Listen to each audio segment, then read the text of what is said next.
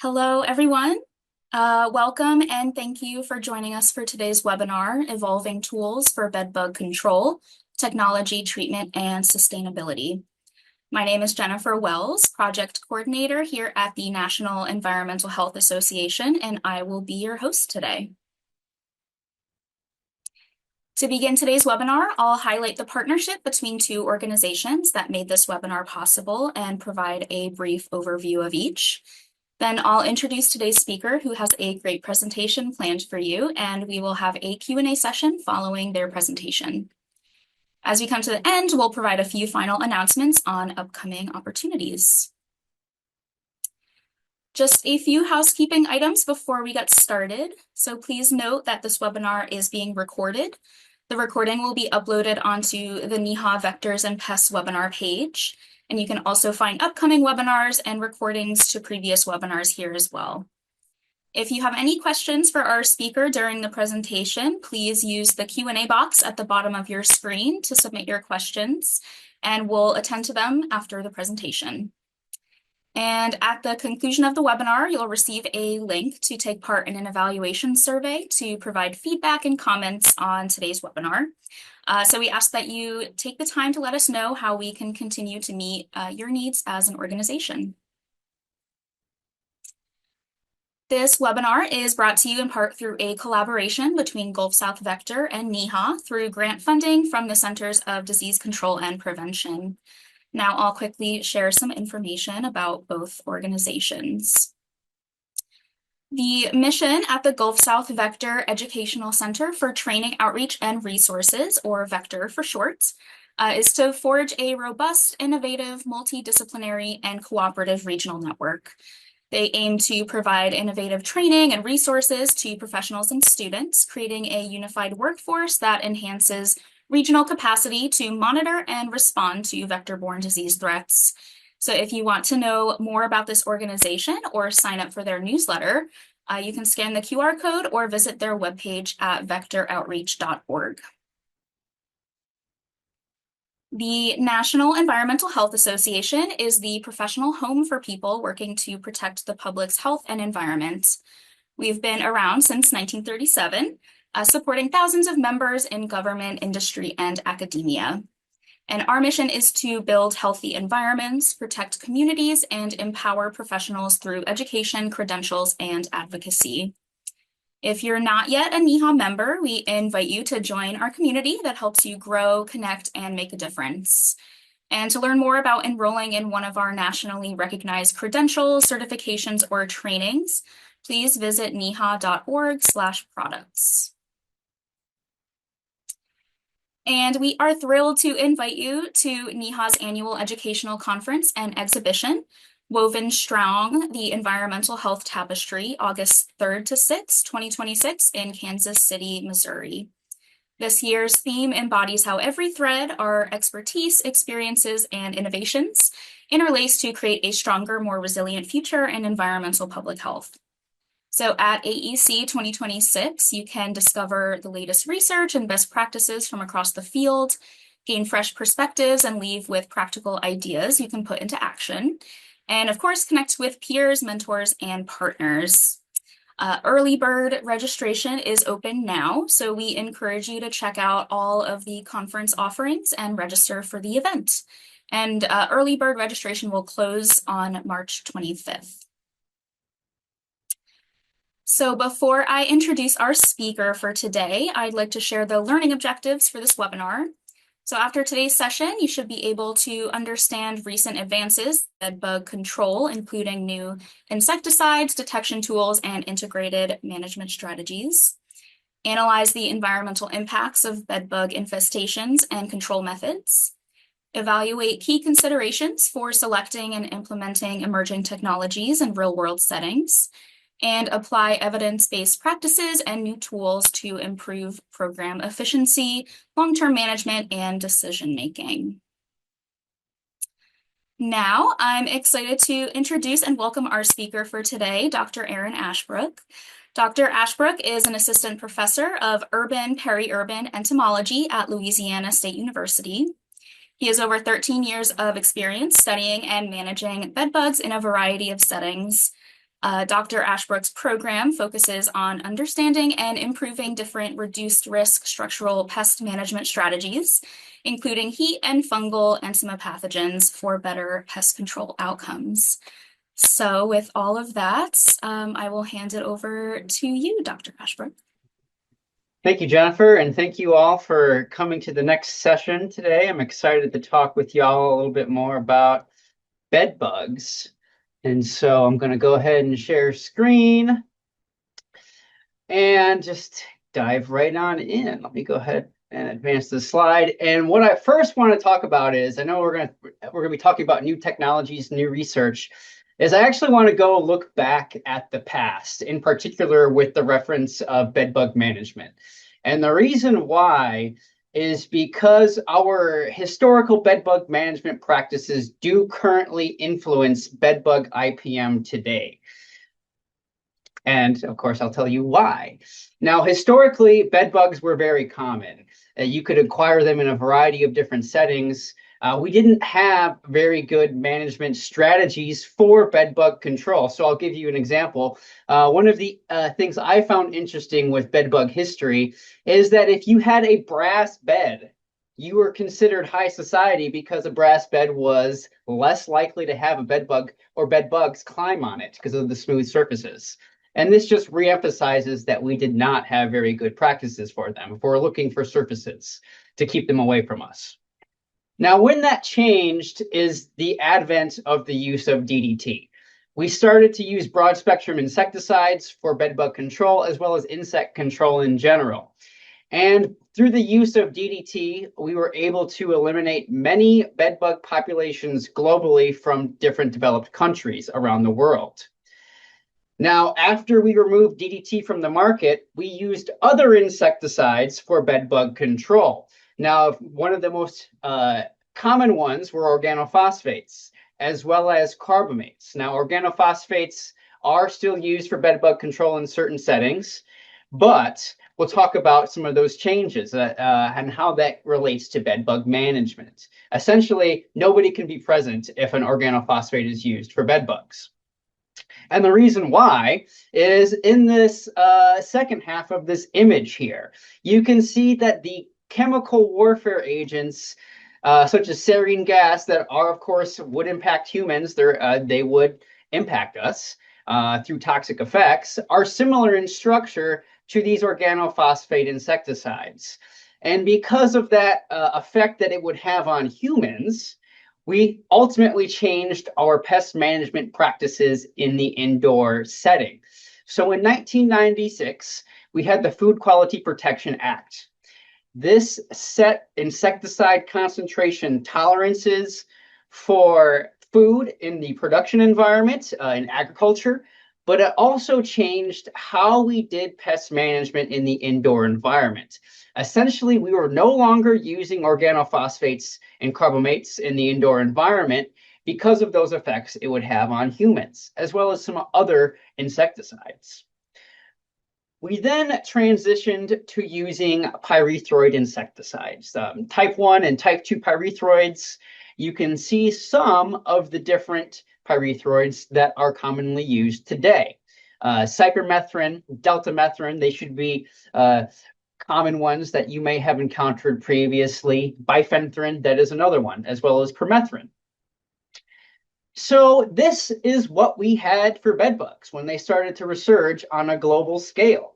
Seems like we have quite a few products that we could use for their control. However, it's important to note that these all have the same mode of action. And so even further is linking DDT with pyrethroids. So in the 90s, we started to experience this resurgence of bedbugs on a global scale. And like I said, we used DDT to eliminate them in the past. We're starting to encounter them again, and we use pyrethroids for their control. And even though they are completely different classes of insecticide, they have a similar mode of action. They both impact the sodium ion channels of an insect. They target that part of an insect nerve system. And so what happened is, even though bed bugs have never been experienced or exposed to pyrethroids prior to this, they quickly developed resistance to pyrethroids, such as deltamethrin, because they were resistant to DDT, which worked similarly to pyrethroids. And you can see this study over here on the right, done by Brittany Campbell and Deanie Miller. Essentially, they were looking at deltamethrin resistance in bedbug field populations. And you can see that they're using product rates at 5 times and 10 times the insecticide concentration that would normally be used to eliminate bed bugs.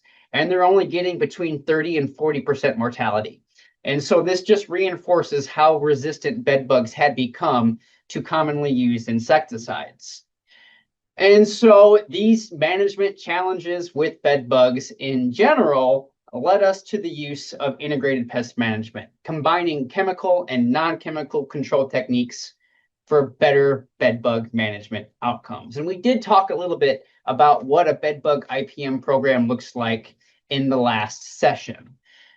But one of the important critical parts of IPM with bed bugs is still the use of insecticides. It is still a component of our programming. Insecticides are an efficient way of managing a pest insect in a low-cost manner. But what is problematic when it comes to bed bugs is we don't have a lot of different modes of action available for them. You can see here on the right, we essentially have our neonicotinoids, we have chlorphenapyr, which is a pyrrole, and then we have pyrethroids. And so that is really why IPM is so important, is because we can't just rely on these insecticides alone for bed bug management. Luckily, there have been some advances in the product side in relation to insecticides for bed bug management, which we can go over now. And of course, I got 3 different products we're going to look at. Isocycloceram, Fluorolanur, and Apprehend. So 2 different, one's an insecticide and one is a fungal entomopathogen. And we did talk a little bit about Apprehend last time. So this first insecticide, Fluorolanur, is actually for bed bugs in poultry houses and in poultry environments, at least in this study. Now, bed bugs are in fact a major poultry pest. These are some images of a bed bug infestation that my previous advisor, Amaya Gondolaker, and I worked to manage when I was at Purdue University. And so this was a major egg producer, and they had bed bugs for at least 3 years in these production settings. It is incredibly difficult to eliminate bed bugs when they are introduced into a poultry environment. It is incredibly complex, and you can see just from some of the images here on the right.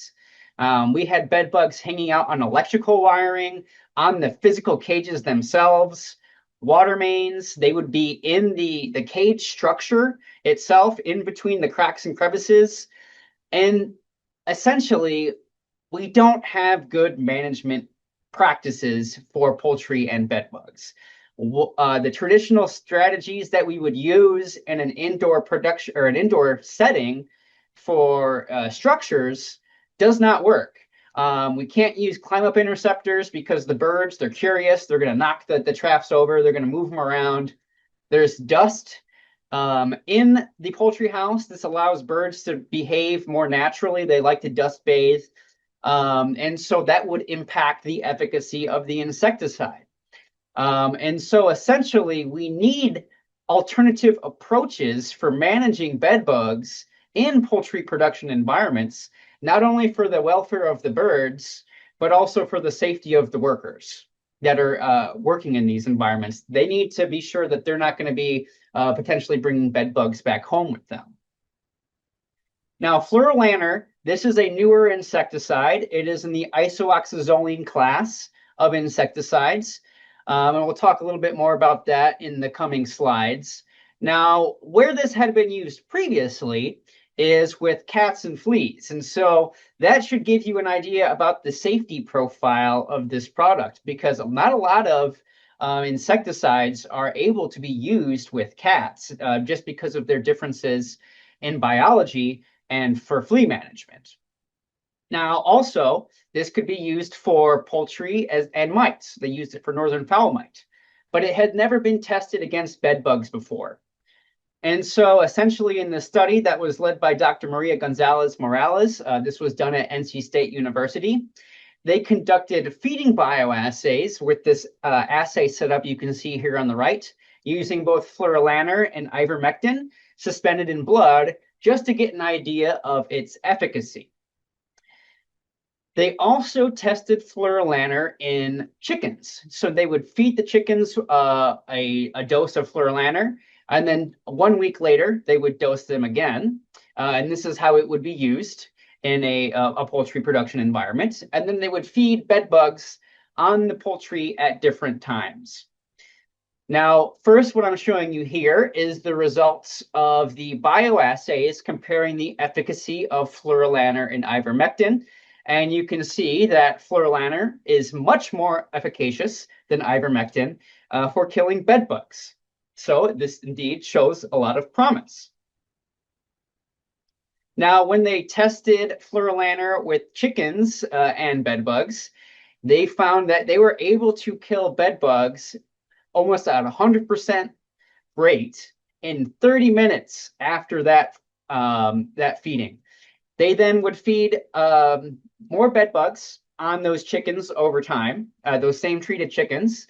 And you can see even up to 21 days, they're still getting 100% mortality of bed bugs that fed upon those chickens. And even at 28 days, they were still getting very good management of those bed bugs. And essentially, this suggests that fluorolaner would likely be a very good management option for bed bugs in the poultry production environment. Now I'm going to talk a little bit more about isocycloceram. Again, this is another isoxazoline insecticide. Now, again, we really do need new modes of action for bed bugs. Now, we focus on one for poultry. Let's look at one for the indoor environment. Now, both fluorolaner and this insecticide, isocycloceram, they would interact with the GABA-gated chloride channels. So it is a different part of the nervous system compared to our pyrethroids.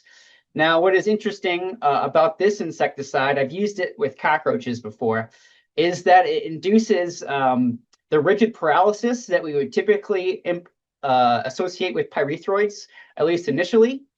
And then when the insect is dead, they become flaccid. So they become completely relaxed as far as their bodies. And so normally the insects are very rigid if it was rigid paralysis for their death. Now, we know that this product could be potentially effective for bed bug management. And so this study essentially just looked at establishing baseline efficacy of this active ingredient. So they tested some different formulations of isocycloceram against bed bugs. They also looked at other bed bug products in comparison with isocycloceram. They tested it against a laboratory and field population. They looked at different surfaces, both wood and vinyl. So it's important to test efficacy of your insecticides on a variety of surfaces in the indoor environment because essentially they absorb insecticides at different rates. And so that's why they really wanted to see that. And of course, they looked at the efficacy of isocycloceram at different time points. So they aged the residues and looked at their product efficacy. Now, I'm not going to show you all of those results today. However, they did find that isocycloceram was effective against field populations of bed bugs. You can see here in this graph on the right, the gray bar, this is isocycloceram compared to the other insecticides, and indeed it was more efficacious.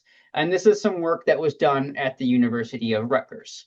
So indeed, there is hope for new products coming on the market for bed bug management, and we are developing more effective tools for them. We are catching up on the product side of bed bug management.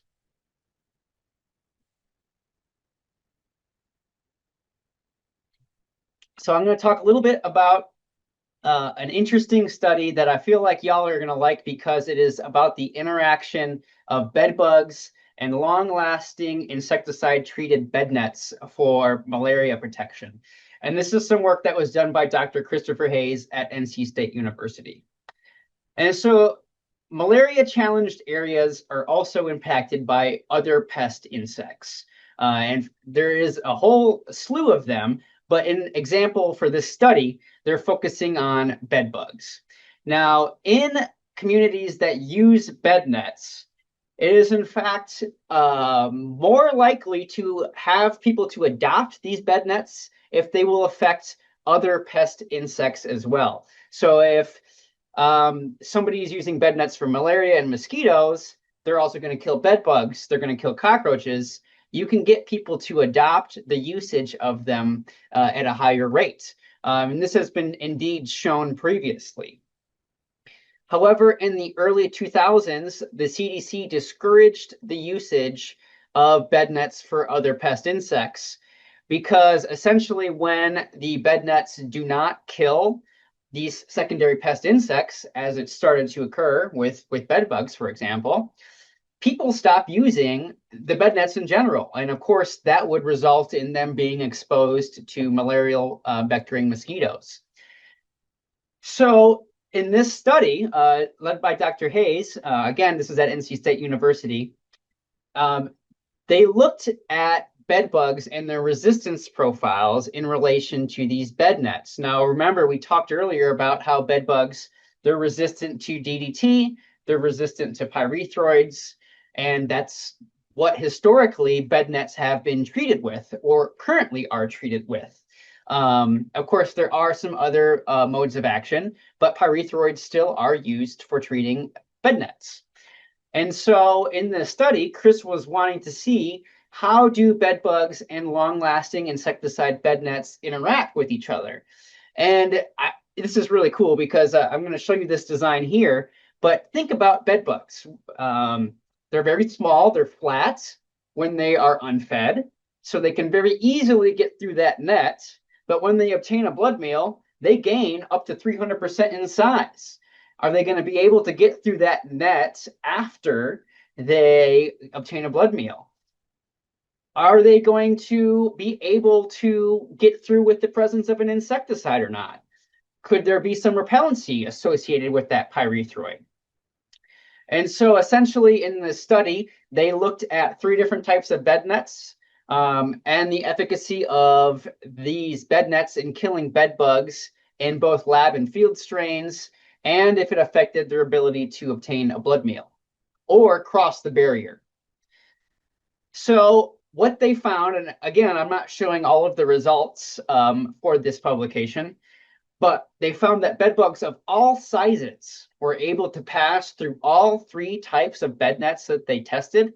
They were able to obtain a blood meal and pass back through and return to their harborage. So at least the physical barrier itself of the bed net is not impacting the bed bug's ability to feed. They found that the resistant bed bugs in all of these instances survived crossing the insecticide-treated bed net. The susceptible strain did not. They died. The susceptible strain died. So we are seeing that field populations of bed bug infestations would likely impact, or they would not be impacted by the insecticide in these long-lasting and treated insecticide bed nets. That in turn would affect the adoption rate of these bed nets in malarial endemic areas. And so we're seeing how bed bug infestations can affect malaria rates potentially in other areas because less people would be using bed nets due to insecticide resistance and the presence of bed bugs, potentially. Now I'm going to talk a little bit about Apprehend, a bedbug fungal entomopathogen product. We did mention this a little bit in the previous session, but this is unique because it is the only fungal entomopathogen that can be used in the indoor environment, and it is only labeled for bedbugs currently. It is Beauveria bassiana GHA, that is the strain. It does require a special applicator, which you can see down here. It is battery powered. And essentially, this product itself, you have to agitate it regularly when you are applying it. It settles very quickly. And so that would affect the efficacy of the formulation because essentially it is an oil product, and the spores, the conidial spores, will settle to the bottom if you're not agitating it. Now, the apprehend itself, it is applied in 2-inch strips and barriers around beds, other areas that bed bugs would walk through. They get the fungal spores on them, and it results in an infection, like you can see over here in this bed bug. Now, just some general considerations. Remember, this is a fungal organism. It is living, and in order for it to be efficacious, it has to be alive. And so the formulation itself, it can't be cold, it can't get too hot. You do not want to leave it in a vehicle because of this temperature change and the potential of reducing efficacy. Now, another thing that is unique about Apprehend is that it is the only product that can be applied as a quarterly preventative for bed bugs. So it is also a preventative product. Now, this study, this was essentially looking at the efficacy of Apprehend with different surfaces as well as insecticides. So there have been a variety of studies that have shown that homes that are receiving pest management services do have insecticide residues in the indoor environment. And so it's possible that these insecticide residues could impact the efficacy of Apprehend, the fungus, because other researchers have shown that insecticides indeed reduce the viability of fungal spores. Additionally, they wanted to look at wood and fabric, other surfaces in the indoor environment, in relation to the efficacy of the product. And so they tested 22 different insecticides to see if that impacted the fungal entomopathogen viability. They found 8 that did not, and they moved forward with those 8 to see if they would be, of course, impacted with different surfaces as well. So they tested these residues in combination with Apprehend, and luckily, as you can see in this figure on the right, the insecticides did not impact the overall efficacy of the Apprehend product or reduce the viability. And so at least we're seeing some of these commonly used insecticides for bed bugs would not reduce the efficacy for fungal entomopathogens for Apprehend and bed bug management. Now think about product management. We talked a little bit about the importance of using different insecticides for bed bug control in the last session. So you want to be rotating your modes of action at least once a month. And so if you're rotating from a pyrethroid, say to Apprehend, you'd want to know if the efficacy of Apprehend would be decreased by that previous insecticide.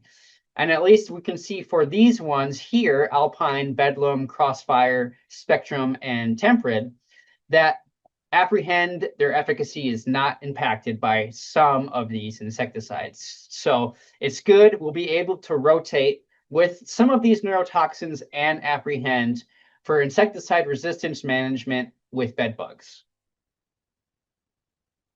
Now I'm going to talk just a little bit about one study that was done on bed bug monitoring and a new tool for bed bug monitoring. Essentially, this is a bed bug detection strip. We briefly touched on them in the previous presentation. But essentially, this is some work done by Enview and Dongwang Che at University of California. And what they looked at is the development of a lateral flow test strip for bed bug detection.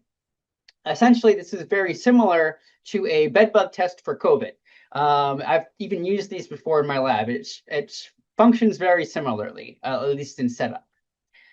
So bed bugs, they leave residues behind, and we're going to talk a lot about these residues in the next coming slides. And unsurprisingly, some of these residues that they deposit are specific to them. We know that bed bugs, they're challenging to find in some instances, especially when their populations are at very low levels. So we can't always rely on visual detection or climb up interceptors in some cases, because if somebody doesn't put the trap in the bed in the correct location, or they create a bridge, they can circumvent the trap. And so because there are some specific residues to bed bugs, it may be possible to design a tool for bed bugs and their detection. And essentially that's what they looked at with this study here. They fed bed bugs. They also looked at unfed bed bugs. They let them rest on different surfaces for different periods of time. And they also used different numbers of bed bugs. They used 1 and 3. They then used the lateral flow test strip at different time points, which you can see here on the right. And essentially, they found that they were able to detect the presence of bed bugs when they were positive for these treated surfaces. And essentially, it is effective. It is another tool that can be used to detect the presence of bed bugs. But it's important to note that there are some limitations to the use of this flow test strip. It does react to carpet beetles. So there is some false positives that occur with it. Carpet beetles are something that people, at least the larval stages, will misidentify as bed bugs. Also, you cannot use these test strips to show elimination of bed bugs because they're just reacting to the residues associated with the insect. Those residues are still going to be present even if the bed bugs are eliminated. And so now I'm going to talk to you a little bit about these bed bug residues and their environmental impacts in the indoor environment.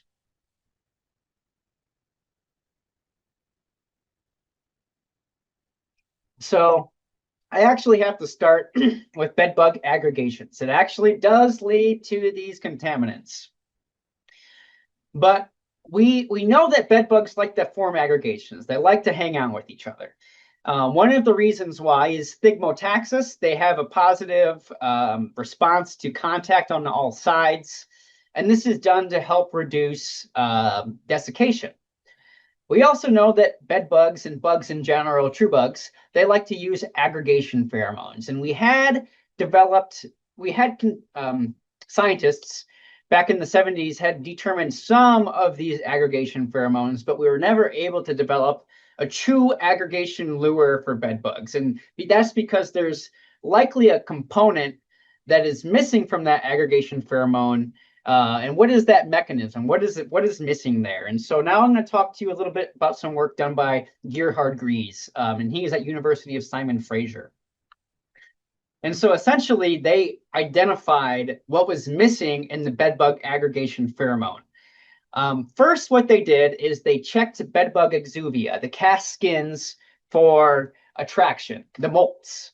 And what they found is that bedbugs actually had to be physically in contact with that cast skin to be attracted to it, to be stationary. And so this indeed would not be a pheromone, a volatile pheromone, because they have to touch it. So afterwards, what they did is they extracted very, very high amounts of bedbug fecal material, and then they looked to see what compounds were in that bedbug fecal material. And I think they said they used 38,000 bed bugs in order to generate fecal material. So that's quite a lot. And so essentially, when they extracted that material, they found very high amounts of histamine. And that was the critical component. So they then conducted bioassays with histamine. They found an arrestant behavior, but it didn't cause aggregation. They then would heat bedbug feces, and they found that there were some volatiles that came off. They collected those volatiles. They then bioassayed the volatiles, histamine, and the combination of them too. And they found that the individual volatiles and the histamine were attractive, but the combined ingredients were much more effective in causing bedbug aggregation and arrestment. So indeed, bedbug histamine is important for their aggregation and hanging out in their aggregation pheromone. So they are depositing histamine in the indoor environment. And so now that we understand that bedbug fecal material contains histamine, it's important to look at what this might be doing to humans. And this is really a lot of work done at the University of Kentucky by the DeVries lab, Zach DeVries. And I'm going to talk about several different studies that came from that lab in relation to histamine. So this first one, this is done by Dr. Sudip Gayer. He was at University of Kentucky at the time. He is now at BASF. But essentially what he did is he looked at how bed bugs and their life stages, their size, would influence the production of histamine, as well as being male or female. And that's because, of course, the females are slightly bigger than males. And you can see that dimorphism. Well, you can't see the dimorphism here, but you can see the sizes, the difference in sizes by life stage in this image. Essentially, in this graph on the right, what you can see is that, in fact, the bedbug males, the adult males, deposit the most histamine in the indoor environment, and they corrected this by essentially the weight of the insect and the blood meal consumption. So there you go. Bedbugs do produce histamine at different rates, and adult males are the ones that we're most concerned with.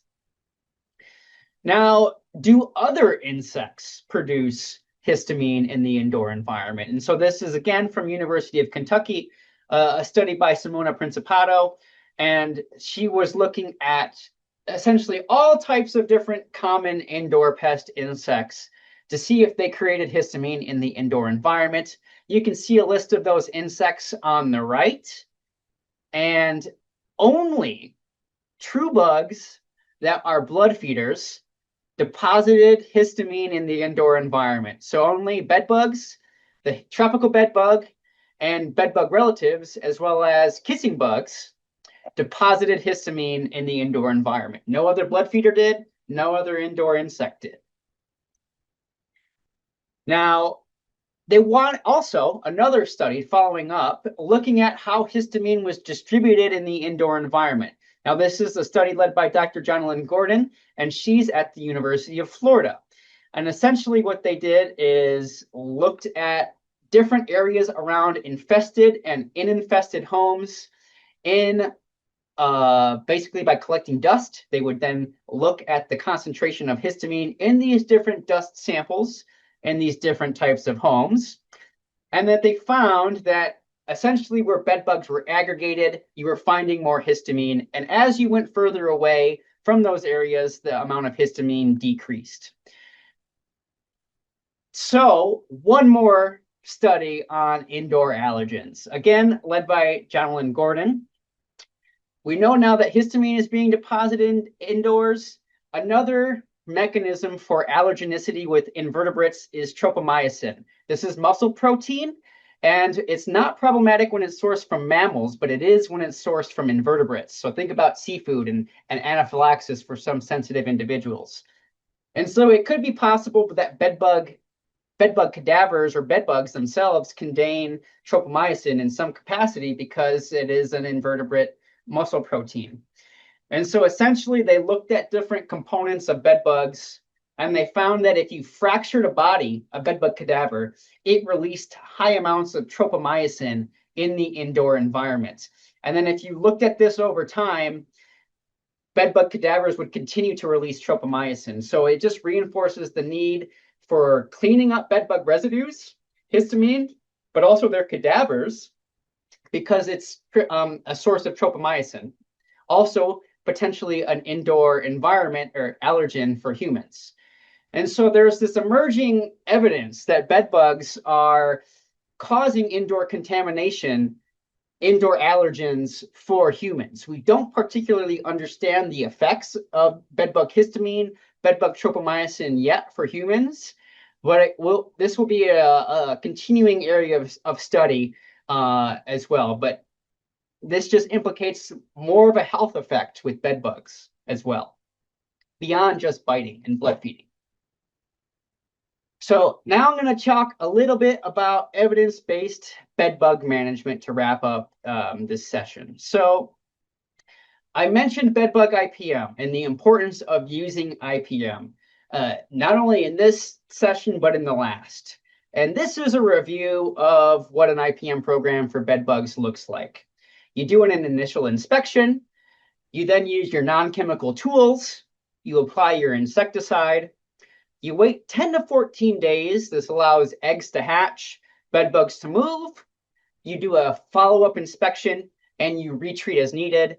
You rotate your products monthly and then you repeat. If you don't have bedbugs, if you're not finding bedbugs, you do not need to continue to do management. And typically 2 inspections is what's suggested for clearing a place of bedbugs. And so how do you know if your bedbug IPM program worked? Unless you're monitoring, you don't. And so how do you actually eliminate bedbugs in the long term? Of course, monitoring is critical to that, as well as IPM. And so this is a study done by Dr. Karen Vale at the University of Tennessee. Essentially, she did building-wide IPM and detection for bedbugs in high-rise apartments, looking at the number of traps to see how quickly could you determine or how many traps it would take to find bedbugs in some of these environments. Overall, our options are limited. We use visual inspections, traps, dogs, and of course, the swabs for bedbug detection. Now, as far as bedbug dogs go, you might not have them available to you. In Louisiana, for example, we don't have a lot of bedbug sniffing dogs, but in Las Vegas, they do. They're readily used in the hotel industry. And so, again, they just wanted to see how many monitors it took to look for bedbugs or detect bedbugs. And essentially what they did is they used 3 different types of monitors. They placed 1, 2, or 4 traps in an apartment, and they found that you could find bedbugs with 1 trap in 1 month. But really what is important with this and why they wanted to do this is because it could be expensive. It can be cost prohibitive in some instances to do building-wide monitoring, but that's really what's needed for eliminating bedbugs in these multifamily settings in the long term, is to be monitoring multiple areas for bedbugs, because that allows us for an early response. And also, if we're able to eliminate them earlier on, that infestation will not grow to an extensive part where it's difficult to manage. And will ultimately, for monitoring, we're going to have better bedbug control. And that's also reinforced by a variety of different studies on IPM for bedbug management. And really, if we want to be eliminating bedbugs, IPM is key for it. Now, we talked about monitoring. It's the first step of IPM. And I showed you this graph before. I'm going to show it to you again. Several researchers have shown that IPM is critical for bedbug elimination. And essentially, this study here, it was done by Chunglu Wang, as well as some of my previous advisor, Dr. Gary Bennett at Purdue University. And essentially what they did in this study is they evaluated the use of chemical insecticides only, as well as the use of IPM and then non-chemical treatments only. And so their IPM program was steaming using carpet steamers, dusting for using dust insecticides, putting mattress encasements on the beds, and then, of course, using insecticides. And the IPM line is that red line. And so you can see at about a month and a half, they were able to eliminate bed bugs on a wide scale. However, in the spray-only treatments, you see that the bedbug populations rebounded. And so this just reinforces the importance of using IPM to eliminate bedbugs if we want to get rid of them on the long term. And that is all I have for today. Thank you so much, Dr. Ashbrook, for that great presentation. We'll now move on to the Q&A portion. So as a reminder, if you have any questions for our speaker, please submit them through the Q&A function, which you can find at the bottom of your screen. But we will get started. So first question, What effective bedbug control devices are available for facilities that are easily obtained and cost effective? Okay, so as far as bedbug control devices for facilities that are easy to obtain and cost effective, I would, the number one tool that I say is underrated for bedbug control and is cost effective is actually a vacuum cleaner. Go buy a $30 shop vacuum cleaner from a store online and then just start vacuuming up the bed bugs. It's not practical from a time standpoint, but it does work very well for killing bed bugs. You're going to kill them almost instantly. Now you can take that vacuum bag out afterwards and put it in the freezer. That will kill any bugs that survive the vacuuming process. But once you buy that vacuum, that's the cost. That was the upfront cost. So you're going to be able to continuously use that to eliminate bed bugs. Now, another option that you have available to you is laundry machines. Most facilities have laundry machines already. You don't have to buy them. You can use a dryer to kill bed bugs in clothing and fabrics and other items as well. So those are two good options. You could look into those heat units where people could come in and put infested items in there and then heat the objects that have bed bugs on them. But those could be cost prohibitive. So I would look at those two. Your existing washer and dryer and a vacuum as far as low cost methods. Great. And which chemical treatment would be more practical for long-term care settings as well as other types of shelters? Yeah. So as far as chemical treatments for long term, I mean it's going to be using a combination of products. I mean, it would be monitoring, making sure that you're finding bed bugs when they appear so that you can then use products appropriately. We talked a little bit about apprehend. Apprehend can be used as a quarterly preventative. Dust insecticides can be put in cracks and crevices as a preventative treatment as well. As the insects move through, they'll contact those dusts and they'll of course experience mortality. Now, dust insecticides have the benefit of being a little bit more longer lasting compared to, say, a spray formulation. So they will be more active for a longer period of time as well. So those are some of I wouldn't necessarily say a specific mode of action, but rather using a combination of approaches Okay. in that setting. All right, so how long can a bed bug wait for its next meal? Someone has heard that it can be 18 months. Is that accurate? So, okay, this is a very important question with bed bugs in relation to their ability to survive without a blood meal. And we do encounter this question pretty often because there is that extreme example that you referred to, that 18 months. I've even seen one of 2 years. Don't try to starve bed bugs out. That is my first suggestion to you because they can live at least 6 months without a blood meal. I would not suggest you try to starve your bed bugs out. That example of 18 months, that 2 year example, that is extreme. That is the outlier. So they can live for a long period of time without feeding. Don't rely on trying to starve them out, but that long period of time that we talk about or that gets cited oftentimes is a little bit unrealistic. All right. Would you expect that bed bugs would eventually develop resistance to these new insecticides? Yes, I would expect that bed bugs would develop resistance to these newer insecticides. Now, remember, they're new. It was efficacious against the populations that had never experienced them before.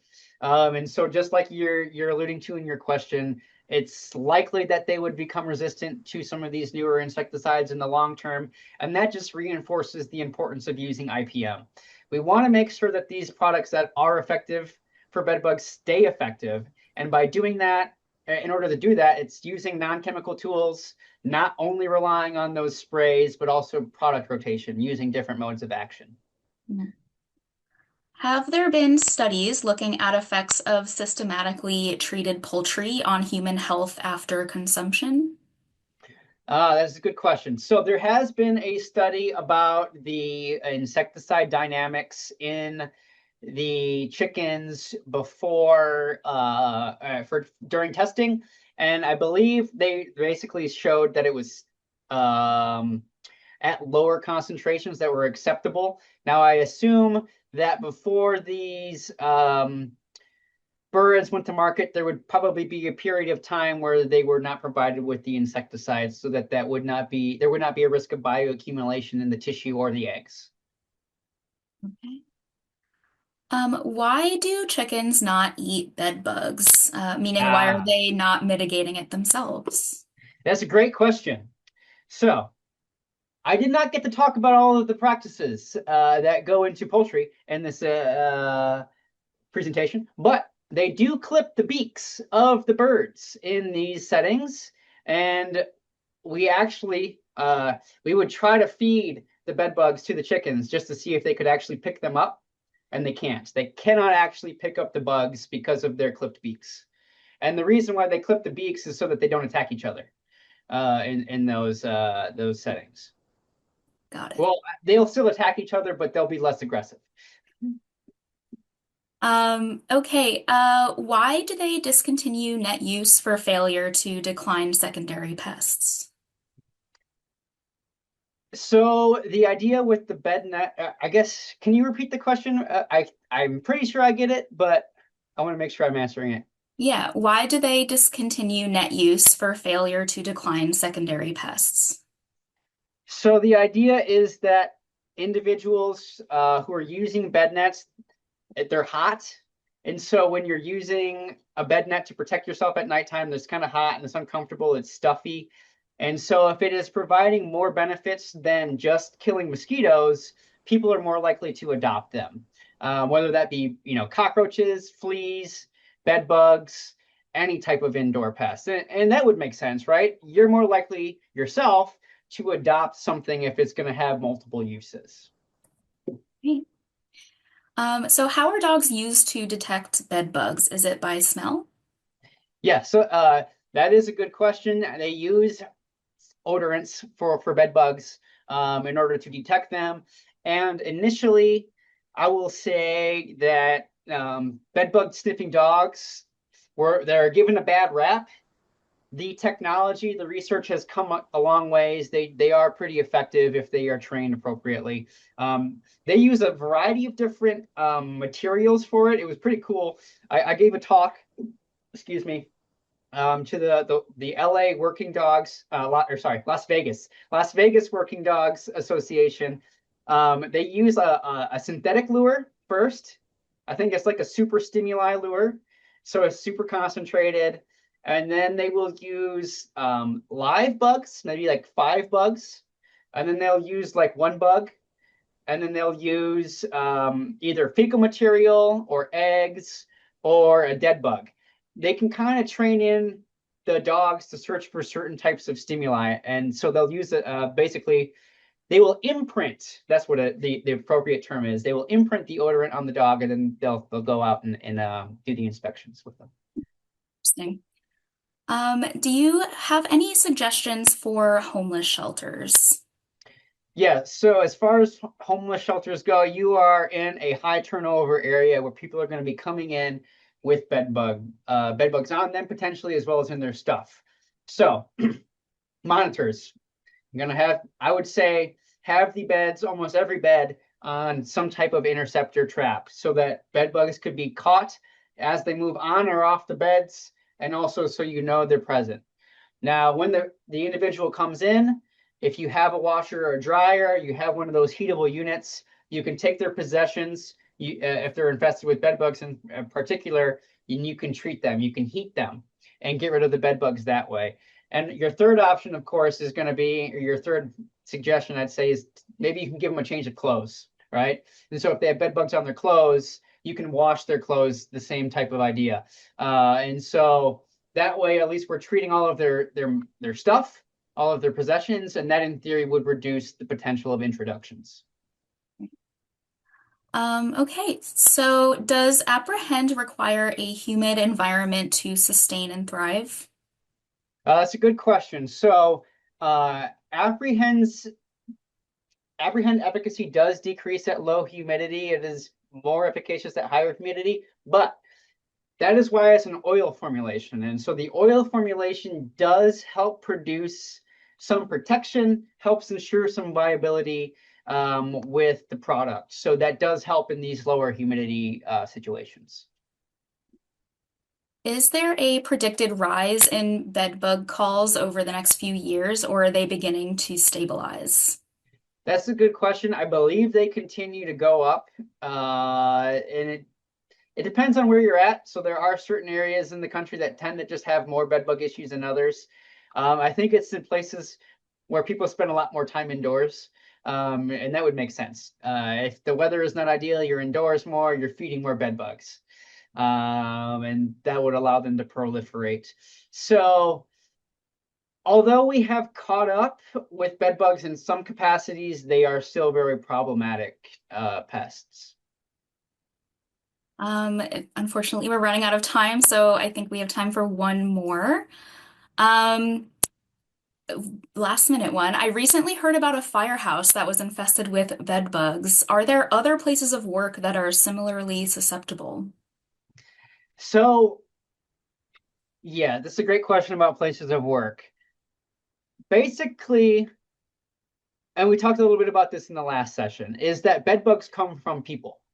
We bring bed bugs, we transport them around, whether that be in possessions or ourselves. And so essentially it's going to be any work environment where there's people coming and staying there for a period of time has the potential to be a source or become infected with bed bugs. Offices do, hotels do, movie theaters, libraries, any place that has a high turnover or people staying there, dropping off possessions, has the potential for bed bugs to be introduced. They're pests of people, not necessarily a specific area. Definitely. All right. Well, thank you so much again for your presentation and for answering so many questions. We'll be sending a follow-up email to all attendees, hopefully within the next couple of days, with a copy of the presentation slides as well as a link to this webinar recording. But for now, I wanted to share an upcoming opportunity. One moment. So NEHA will be hosting a members-only live Q&A with Dr. Ashbrook to continue this conversation and dive deeper into questions from both bedbug webinars. The Q&A will take place next week on February 24th at 3 p.m. Eastern. So if you're a NEHA member, we encourage you to register for this exclusive event using, I believe we're putting a link in the chat. And finally, NEHA's mission to advance environmental health is made stronger through the support of our community. Contributions help us provide scholarships, support critical research, and expand training opportunities for the professionals who protect our communities every day. If you're interested in supporting this work, we invite you to learn more about how your gift can ensure health professionals have the resources they need to meet today's challenges and tomorrow's opportunities. But thank you again for joining us today and for everything you do to champion environmental public health. We hope you have a great rest of your day, and thank you again.